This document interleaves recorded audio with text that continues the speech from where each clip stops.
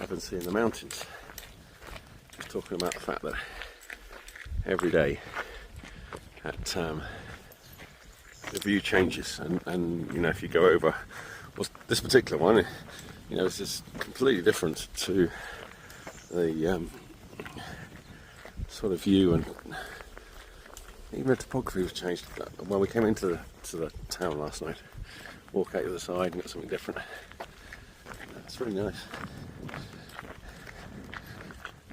Yeah, I'm trying to think what we got. So we got today and tomorrow to Lyon, and then is it just one day after Lyon before we start hitting the mountains?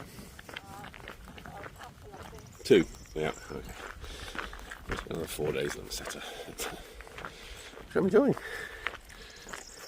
And this morning the wind's not quite so strong. Still got a bite to it. Talking to a Spanish pilgrim friend, and he said that this cold wind that we got is really normal for this region. He lives down in Barcelona, and says his favourite bit of Spain is actually northern Spain. We're just walking just on the sort of southern edge of the northern Spain. We're about 2 hours away from the coast by car. I think today it's going to be about grasses. We're not got so many flowers today, and what it's done is heightened my awareness. I don't remember that one. Do that one in a minute. All the lovely grasses. Obviously, this one looks like it is wild oats. This one here is red fescue. Red fescue. Let's double check. This is red broom, and then this is red fescue. It's kind of cool, isn't it? Yeah. I had a guy I used to go scuba diving with in the back home at Exeter Sub Aqua Club, and Lyme Bay, so all the way from Portland Bill round to Dartmouth. Whatever you really get on land, you get under sea, and so it's very flat. There's not really any reefs, few, but there's sand-only reefs, so they're maybe only half a metre off the seabed, very round and gentle and crumbly. Get a lot of sediment coming down from the X, so the visibility is usually terrible. You know, on the best day you might get 25 metres, but quite often it might be only a metre or less. But of course that sediment's food, and so you get an incredible diversity of marine life. You know, there's quite a few wrecks out there, but they tend to be festooned with fishing nets where the trawler's gone and caught their nets on them and ripped them open, and so you have to be super careful on the wrecks not to get caught up in the fishing nets. But so it's not particularly popular place to go scuba diving, really, unless you're doing one of the many wrecks. I've dived on a beautiful wreck off Lyme Regis, actually, an old dredger, and actually the boat's completely gone, but all the dredging machinery's still there. And it was one of the better days when we had 20-25 metres of viz, huge great shoals of bream. It was rather magic. But this guy I used to dive with said he actually really enjoys diving in Lyme Bay because it brings your focal length in much closer, and because you've only got a meter's viz, you concentrate on what's just in front of you, and then you see all sorts of things that you wouldn't normally see. And I feel a bit like that today here. You know, we've had weeks of fantastic wildflowers, and then just this section at the moment we haven't got the wildflowers, and it's like, oh, I don't really notice the grasses. There's a huge diversity of grasses, and so looking at those. And if we went back to scuba diving, once you crack round the corner from Dartmouth, suddenly it changes. You end up with boulders the size of houses. It's hard granite, you can have a Atlantic storm sweep in, and a bad viz day is probably 10 metres, and on a good day, oh my goodness, 50 metres or so. And then you get all the marine life hiding in all the rocks, and you get sheer drop-offs and bits and pieces at all of a sudden a very, very different marine ecosystem and topography, which then becomes sort of fairly much the norm all the way down to Land's End, and one of the best dive sites in the UK, the Runnelstone, just up the tip of Land's End, which is a bit like a volcano. You're out in, I don't know what you're in, sort of 60 metres of water. And this volcano just comes out of nowhere with incredibly strong currents, so the marine life is just astounding. Names. This one's orchard grass or cocksfoot. What a cool name. This rough, tall reed grass. Beautiful. Tickling my fingers.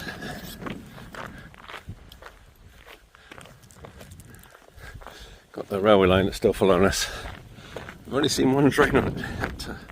It'd be nice if I could catch that on video, because it's quite a sleek beast when it goes past.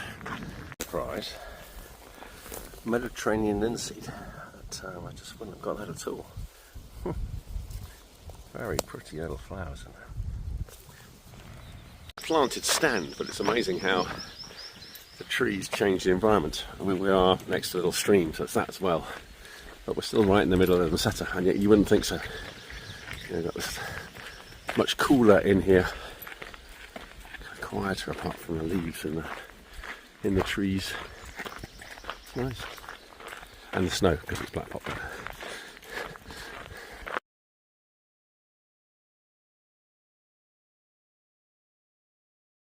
Excited we've seen another field of this. This is rye. So you get your dark, looks like barley, but it's not. It's got a slightly bluish tinge. It's a bit higher, much more evident. It's not got a Kerry's going to do her morning chant. You're supposed to face east, Kerry. Morning sun. Yeah, we've seen one other field of it. I've not seen it before. It's nice. Ancient grain, eh? All wheat, barley, oats, all grasses that have been hybridised, and rye is one of the. It's got I think hardly any gluten in it at all. For those people that are gluten intolerant, a wonderful grain to go and eat. But, and apparently it's really drought resistant and will grow in some oats here, really arid soils. So if you're in a region that struggles to grow another form of corn, then rye is one of those. Leaf nodes. The one on the left is rye, so it's very similar to oats. It's got no nodes at all, not like barley, 2 fingers, and then this one's actually a piece of oats, which looks very, very similar.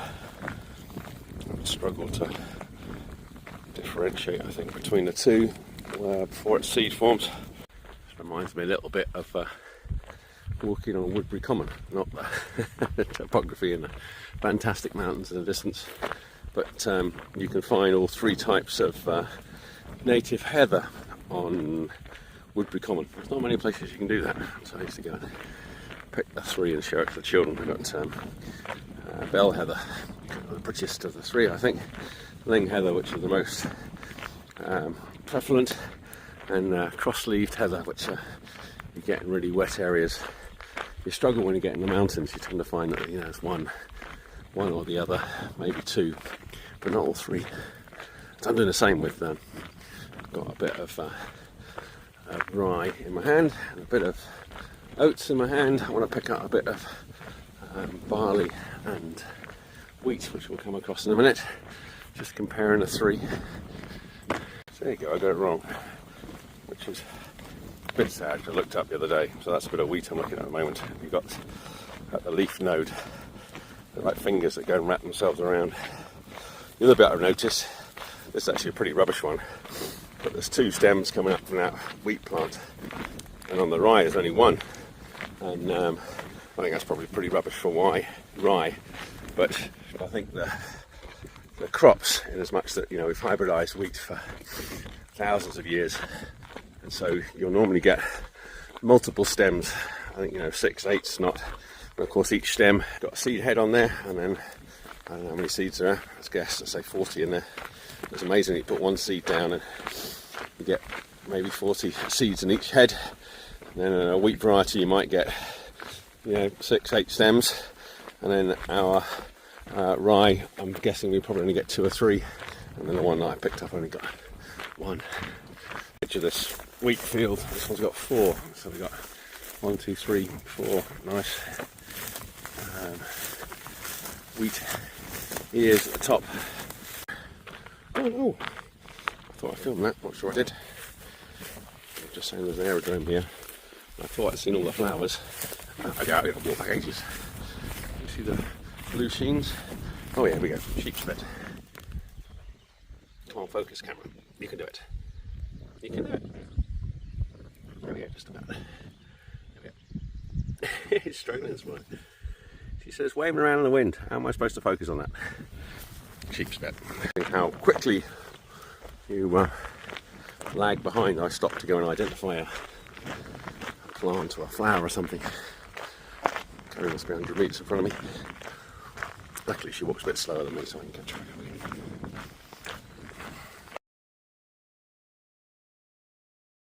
Well, I was hoping it's going to be one of their high-speed trains, actually a freight train. Oh, yeah, it's a train. Is it a freight train? Oh no, it's a passenger train. Yeah, from over there. I saw a nice speed one the other day. It's all white and I guess sort of shape, not dissimilar to in the cities. A bit more longer and nose like the French ones.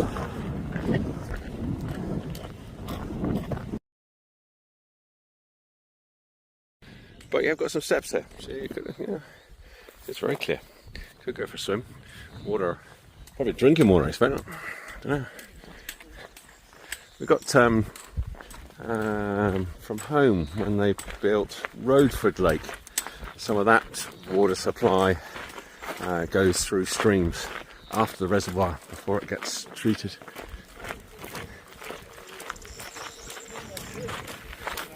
It's a good cycle section the last few days. We've got a nice gravelly bit for us, nice quiet tarmacy bit for the bikes. Amazed. In 29 days we've been walking. There we go. What's up? Yeah. 29 days we've been out the Camino. This is only the 3rd field of rye we've seen.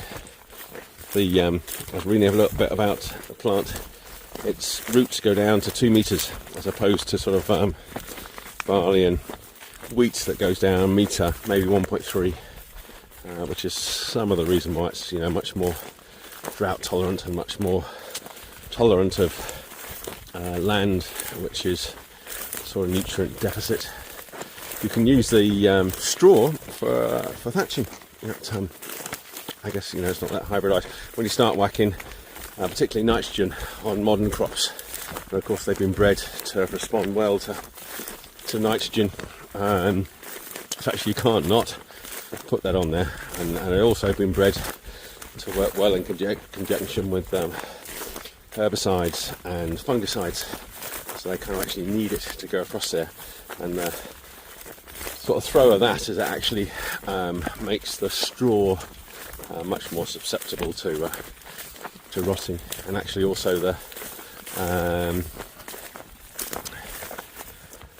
straw is a byproduct, and so we're developing modern hybridized versions of particularly wheat that has very short stems, so it's much less likely to be blown flat by wind and rain that we get a lot of in England, and then we don't know what to do with the straw, so if actually there's less straw about, and that makes life easier for the farmer too.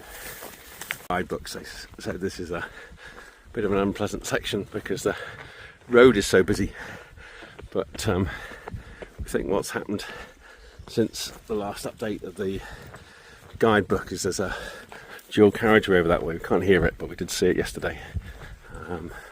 So all the traffic's shifted across there, and so we end up with this lovely quiet road to walk on, which is lovely for us and the cyclists.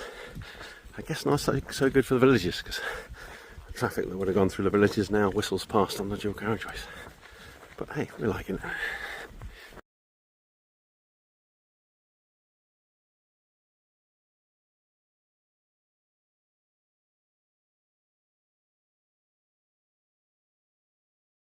My plan's not working. I picked up, got some rye, some wheat, some very dodgy looking barley. That I wanted to get them all, but we're suddenly through an area that's very arid and poor. My house was not farmed, so normally walking through fields and fields of wheat and barley, occasionally oats. But today it's lots of fields of rye, which I guess denotes the fact that we're in, much tougher soil conditions. And so I thought, oh, I'll pick up all four, spend some time sat down, exploring between the four varieties, and I haven't seen a field of barley for probably an hour. I've been carrying these for an hour. I found my field of barley. There she is. We've got that one. We had two bends in the road in the last half a mile, and carrying all my different grains. So I've got more now, but I've not got a mobile signal. There's one of the fields that I picked that barley up, tiny heads on them. So I'm just wondering whether it's a different variety than I'm used to. Maybe one that's suited to these more less fertile fields. And I'm paying a price because it's 10 o'clock, so we had breakfast at 7, probably 7:15, 7, 8. Well, so 3 hours I've been walking without a pole. Actually no, the first 45 minutes, probably 2 hours. My knees have let me know. I think it's something like you take a third of the pressure off your knees by using walking poles. So not only do I find them useful because you propel yourself along by using like Nordic poles, but also taking the force off you. But because I've got a handful of grains in my hand and the camera in the other one, I can't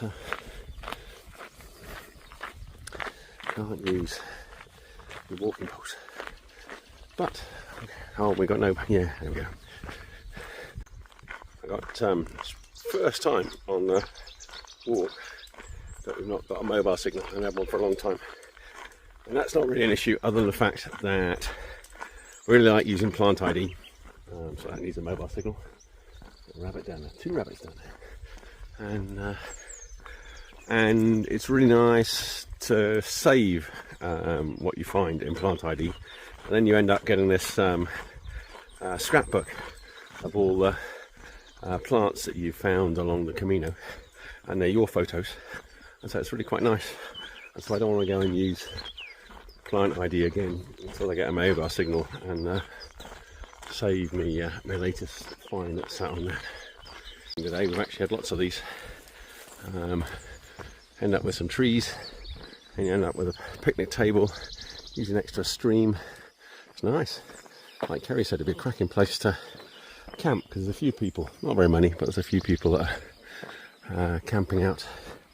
And it's kind of a mixed one.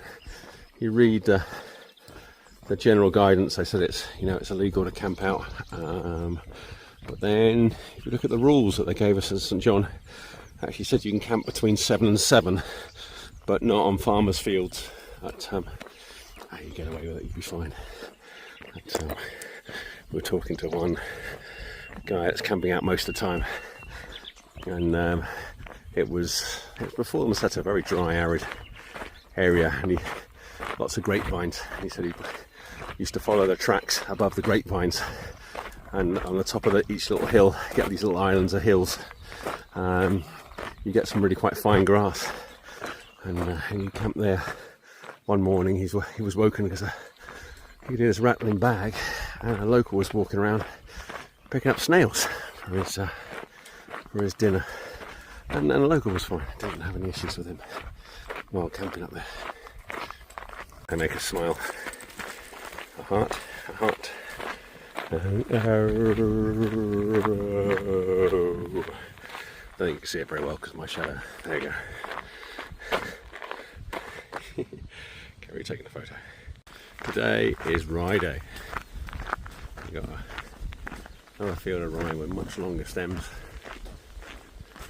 And the mountains over there, like that, we've just got just get outside spots. Oh, there we go. Here.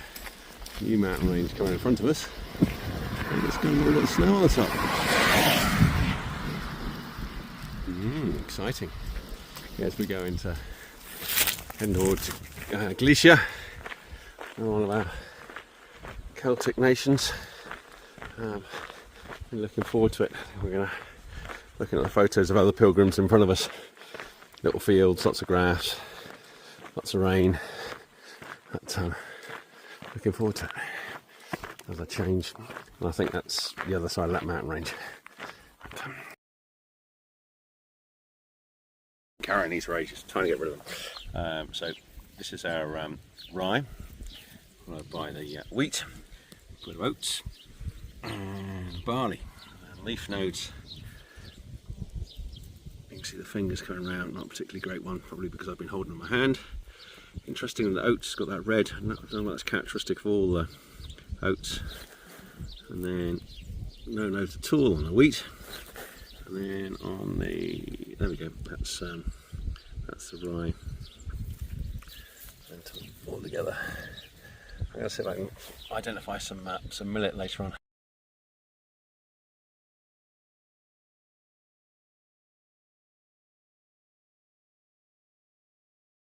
The Teletubbies Spanish getaway.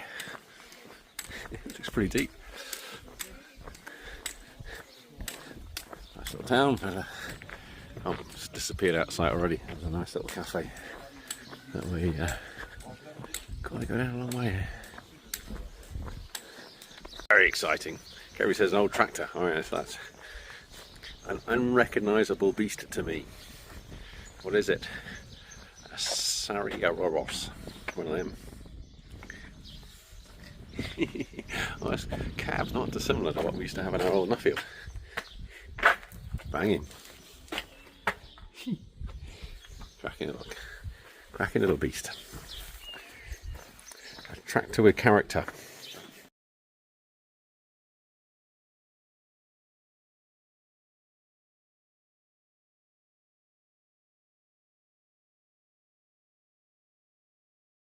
It looks smart, and then you get up close and realise actually it's all knitted. How cool is that? It's lovely. We like those. Yarn.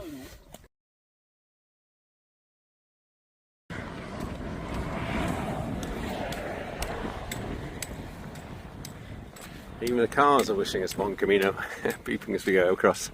We can see some cattle. We haven't seen any cattle for, well, I'm trying to think where we've seen any.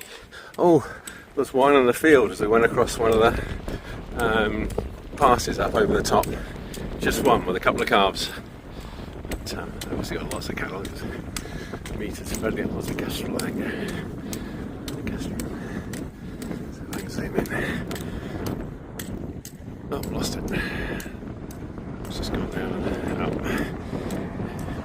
Just went down and looked like it's going to pick something up. Kerry's getting sprinkled.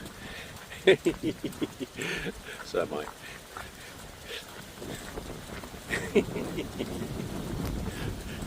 Playing across the road.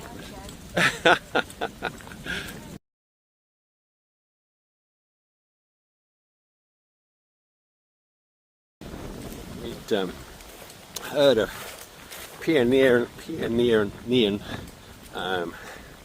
mountain dogs they put with sheep. But these beauties they put with the cattle. This is the second one we've seen.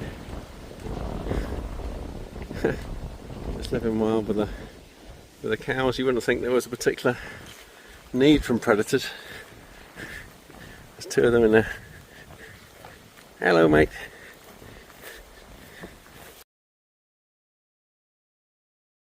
Into our town when we're stopping for the night. There's the river. Might be able to go for a swim. Looks like I can. Gary said, "What are you doing?" Oh, you talk to yourself again. Oh, there's a water channel here. But there's a medieval river in the town. That's pretty cool. Ooh. Second police car we've seen today.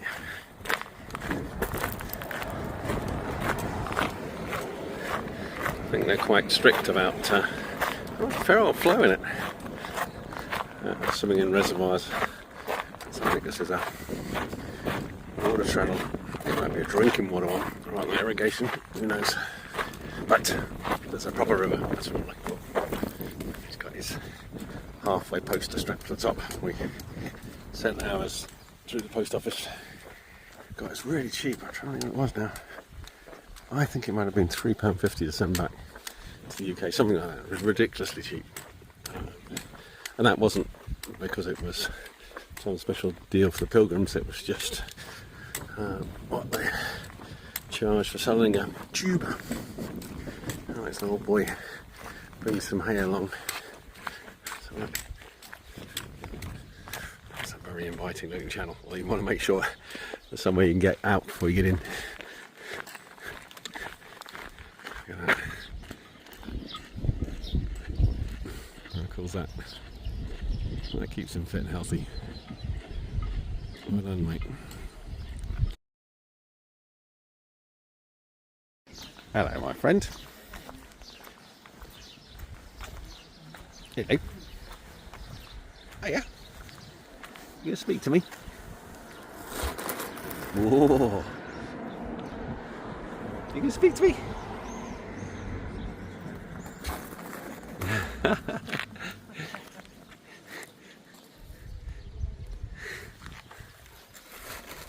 Shaking all his feathers. We've got free entry into the museum because they're peregrinos, which is kind of cool. Hamburger. Oh well, there we go. That's made Kerry's day. Oh wow, look at the mountains. That's what we'll go out and see that next, hopefully. I don't know what these are. I think they're sledges. I'll put stones in them. Oh, there's a...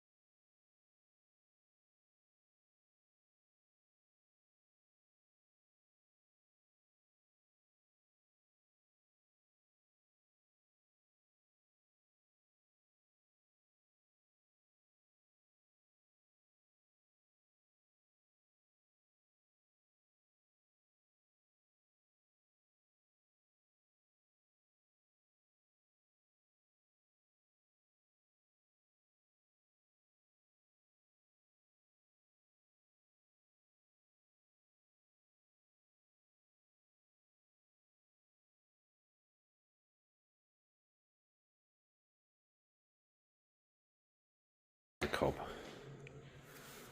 It's a shutter that I guess it must just slide up. Oh, and the cob bricks. Cool.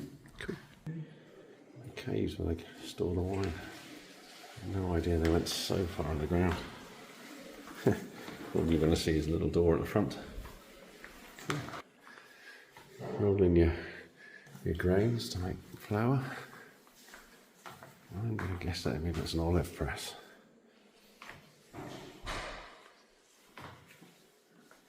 Oh, not a good time for the pigs. What are these? What's going on there? all the padlocks. Cool knives.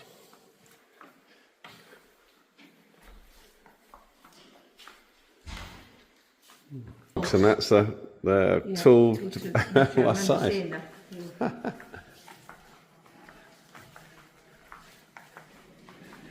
So, I want to set the chair, but I better not.